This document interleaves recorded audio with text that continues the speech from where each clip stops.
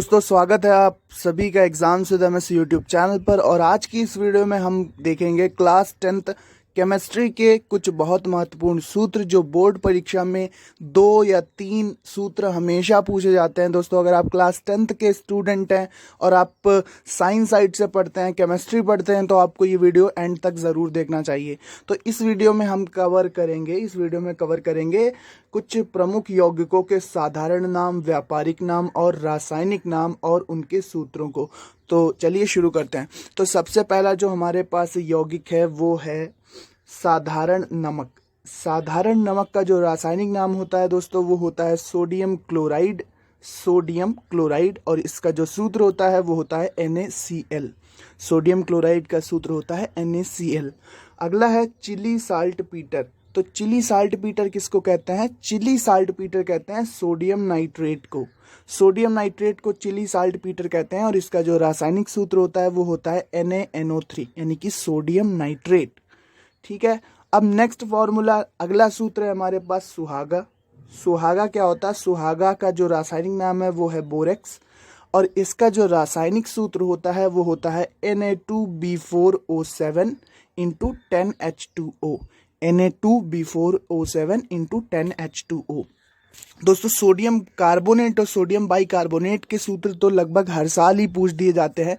इनके उपयोग पूछे जाते हैं, इनके रासायनिक नाम और रासायनिक सूत्र पूछे जाते हैं कक्षा 10 की केमिस्ट्री में। तो सबसे पहले यहाँ पर हम देखेंगे कि खाने का सोडा। तो खाने का जो सोडा होता है उसको हम कहते हैं सोडियम बाइकार्बोनेट। यहाँ पर सोडियम शॉर्ट में लिखा गया है, आप पढ़ेंगे इसको सोडियम। तो इसका पूरा नाम क्या है? रासायनिक नाम है सोडियम बाइकार्बोनेट और इसका सूत्र जो होता है वो होता है NaHCO3। अगला है हमारे पास वॉशिंग सोडा या जिसको हम धावन सोडा कहते हैं। तो धावन सोडा का जो रासायनिक नाम होता है वो होता है सोडियम कार्बोनेट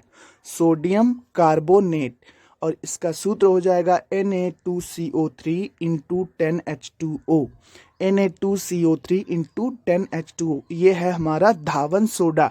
अगला है हमारे पास कास्टिक सोडा। तो कास्टिक सोडा क्या होता है? आप यहाँ पर देखिए कि कास्टिक सोडा होता है NaOH जिसको हम सोडियम हाइड्रोक्साइड कहते हैं। इसका रासायनिक सूत्र क्या होगा? इसका रासायनिक सूत्र होगा दोस्तों NaOH सोडियम हाइड्रोक्साइड। अब है हमारे पास नेक्स्ट सूत्र जो है नीला कसीस। नीला कसीस क्या होता है? कॉपर सल्फेट को नीला कसीस कहा जाता है। कॉपर सल्फेट का जो सूत्र होता है वो होता है CuSO4 into 5H2O। CuSO4 into 5H2O, ये होता है हमारा नीला कसीस। अब चलते हैं अगले सूत्र पर। सफ़ेद कसीस क्या है? सफ़ेद कसीस दोस्तों कहते हैं जिंक सल्फेट को और जिंक सल्फेट का जो सूत्र बन जाएगा वो बन जाएगा ZnSO4 इंटू 7H2O। ये जो 7 मॉलिक्यूल जल के हैं ये क्रिस्टलीय जल के रूप में इसमें जुड़े होते हैं। अगर हम इसको गर्म करेंगे तो ये जो जल के अणु हैं वो बाहर वाष्प बन के निकल जाते हैं। ठीक है, तो हमारा ZnSO4 बचेगा। इसी तरह से यहाँ पर कॉपर सल्फेट में देखें तो CuSO4 बचेगा। अगर सोडियम कार्बोनेट में देखें तो केवल Na2CO3 बचेगा, क्योंकि यहाँ पर ये जो 10H2O, 5H2O, 7H2O ये सभी हैं, ये क्रिस्टलीय जल के अणु हैं जो कि इन पदार्थों के साथ जुड़े होते हैं। अगला सूत्र है हमारे पास हरा कसीस। तो हरा कसीस का जो सूत्र होता है वो होता है FeSO4 into 7H2O। FeSO4 into 7H2O। इसका रासायनिक नाम दोस्तों क्या है? इसका रासायनिक नाम है फेरस सल्फेट। अब चलते हैं संगमरमर या खड़िया जिसको कहेंगे, चौक कहेंगे जिसको, वो क्या होता है? कैल्शियम कार्बोनेट और कैल्शियम कार्बोनेट का जो सूत्र होता है CaCO3। आप पिछले सालों के 10th के पेपर उठाइए साइंस के, उसमें इस तरह के सूत्र ज़रूर पूछे जाते हैं, आप देख सकते हैं। इसके बाद आता है हमारे पास बुझा हुआ चूना या बुझा चूना। कैल्शियम हाइड्रोक्साइड को ही बुझा चूना कहा जाता है और इसका जो सूत्र होता है वो होता है CaOH का होल ट्वाइस। ये 2 हैं यहाँ पर, CaOH का होल ट्वाइस। तो ये हो गया हमारा बुझा चूना या कैल्शियम हाइड्रोक्साइड। अब चलते हैं हम अगले फॉर्मूले की तरफ जो कि है हमारा कली चूना या कलई चूना या बिना बुझा हुआ चूना। तो कैल्शियम ऑक्साइड इसका रासायनिक नाम होता है और इसका रासायनिक सूत्र जो हो जाएगा दोस्तों वो हो जाएगा CaO। ये हो जाएगा इसका रासायनिक सूत्र। अब चलते हैं हम सिंदूर की तरफ। तो सिंदूर मर्क्यूरिक सल्फाइड को मर्क्यूरिक सल्फाइड का जो सामान्य नाम है या व्यापारिक नाम है जिससे वो बाज़ारों में मिल जाता है जिस नाम से, वो सिंदूर होता है। और सिंदूर का फॉर्मूला अगर हम बात करें, मर्क्यूरिक सल्फाइड का फॉर्मूले की बात करें तो Hg मरकरी है और S क्या है, सल्फाइड आयन बनेगा, तो मर्क्यूरिक सल्फाइड ये हो जाएगा। ठीक है, मर्क्यूरिक सल्फाइड को सिंदूर कहते हैं। Hg2 पॉजिटिव और S2 नेगेटिव बनेगा। शोरे का अम्ल, तो शोरे का अम्ल क्या होता है दोस्तों, नाइट्रिक अम्ल जो होता है जिसे नाइट्रिक एसिड कहते हैं वो होता है हमारा शोरे का अम्ल।